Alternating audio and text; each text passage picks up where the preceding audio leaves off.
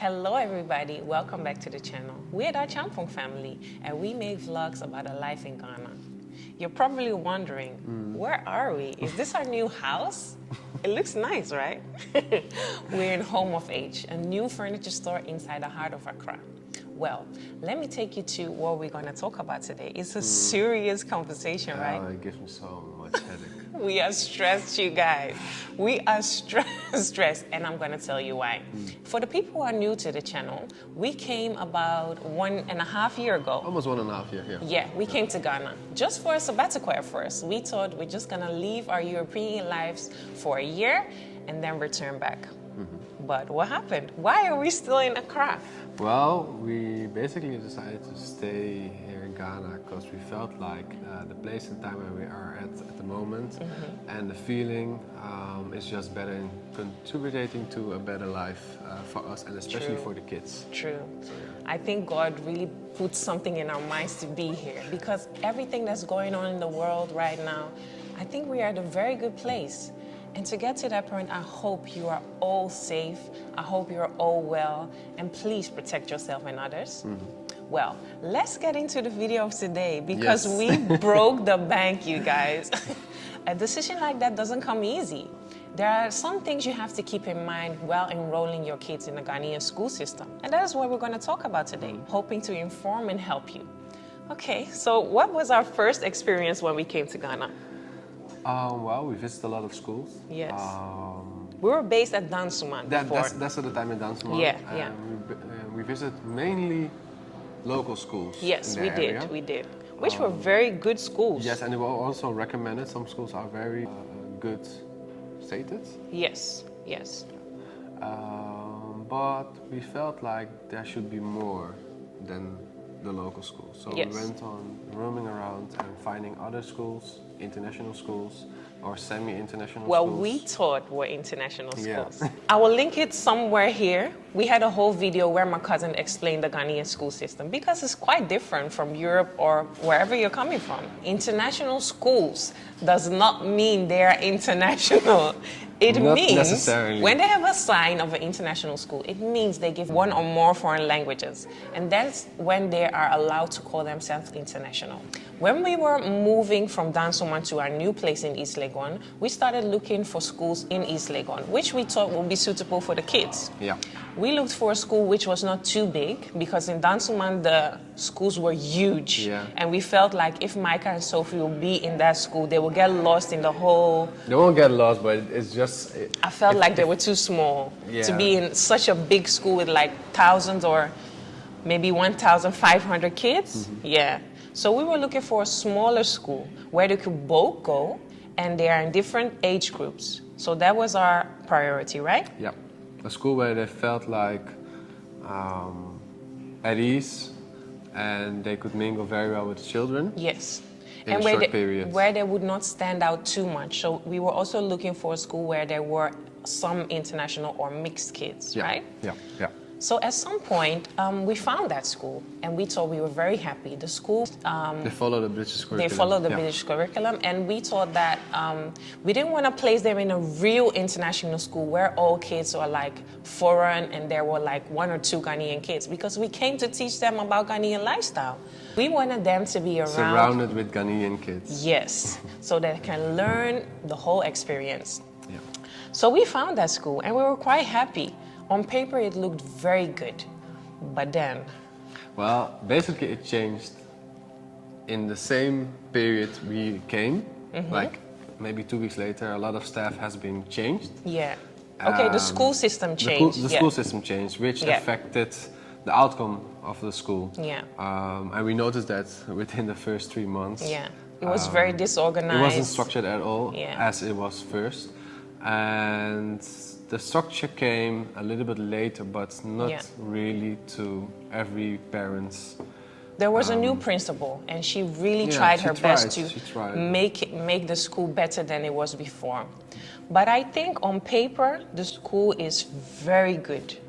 But the execution of following the British curriculum, if the teachers have not been taught the British curriculum, is very difficult. Yeah, I think there's a difference being schooled in a way the British curriculum works and getting the certification as a teacher Yeah. or getting certification as a school. Yeah. Because if the teachers will also have the certification, Yeah. the outcome will be very different than it Yeah. is now. Yeah. Which really seen and noticed, and it affects the children and affects almost everybody who's involved in the school. Yeah. So basically what happened was that Michael would come home and say he'll watch TV the whole day.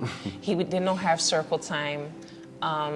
When he was supposed to sleep and he did not want to sleep, the teacher would threaten him, saying that, oh, if you don't close your eyes, I'll put a scissor in your eyes. So it's like Ghanaian teachings in an international school. I don't think that's Ghanaian teachings specifically on the incident that happened. Yes, something like some teacher trying to caned a kid. That's bad, but that's not necessarily Ghanaian. It's just adults who don't know how to enforce things or don't know how to communicate in a good way to children, and just using their frustration or their anger to impress them or to make them be quiet listen, or listen, and that's not a good way of having adults educating children in any school. That is debatable, right? Because we don't approve of it. But there were a lot of Ghanaian parents in the school who were brought up with caning and... yeah, but I mean, times change, generations change. For instance, a school system where everything is being pushed into a kid. Yeah. It doesn't reflect with the current society. But that's still what a lot of Ghanaian schools do. They teach their kids to reciprocate the things that they learn. But that doesn't mean it's bad. It's just not for us. It's not bad, but at the same time, imagine that kid has being drilled and the kid has being very creative, having to do eventually the same job or open up a business. One will be more creative, one would look for more another solutions and opportunities and be more assertive than the other one who's just following what he or she has been told. Of course, but that is what I'm saying. There's a Ghanaian school system and there's a foreign school system. And bringing those two together in one school is very difficult. It's difficult. Because you had one set of parents like us who did not approve of the things that were happening at the school, and there were one set of parents who did not approve us of not approving it. They were saying that, hello, this is how we were taught. We want our kids to be taught like that. And I think we need to respect that as well. You can't come to Ghana as a foreigner and say that you want to change everything. There is something for every person. So we thought it was best for our kids to take them out of the school and start looking for a school which was more suitable for them. Yes. Because especially for Sophie, trying to get used to the Ghanaian school system and the Ghanaian ways was very, very difficult. Coming from Holland, because she has been in school already for 3 years before starting here in Ghana. So for her, going to school in the Netherlands was a very bubbly and lively and amazing time. Each day was fun, each day was nice. She will hug her teacher, run to her teacher whenever something is going on, ask as many questions as she wants. And here she was taught to sit still and listen to the teacher and not talk back. While she wasn't taught like that in the Netherlands. So for her, adjusting was very difficult. Yeah. And with Micah, it was a little more easy because he had not been to school. He's only been to creche. So, kindergarten. Yeah, kindergarten. So he just learned to follow the rhythm more easy. That takes us to the second part. It was very important for us that when we chose to be in Ghana, that our kids were happy with that decision too. And a big part of that was schooling. They didn't, especially Sophie Jane, didn't feel emotional safe in that school because of everything that happened. So for her, the emotional safety was very, very important. And that brought us on a new search, where we started searching for a higher level international school.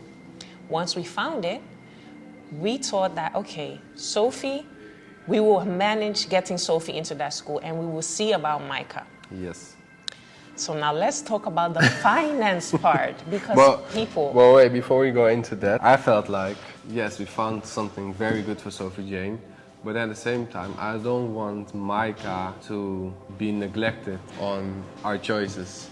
True, but we knew that Micah is more adjustable. Micah's more adaptable. And he could handle, or if we would be good with him and talk with him when he comes home, he could handle Ghanaian school for a little longer if we really didn't have the means to also send him to a higher level international school.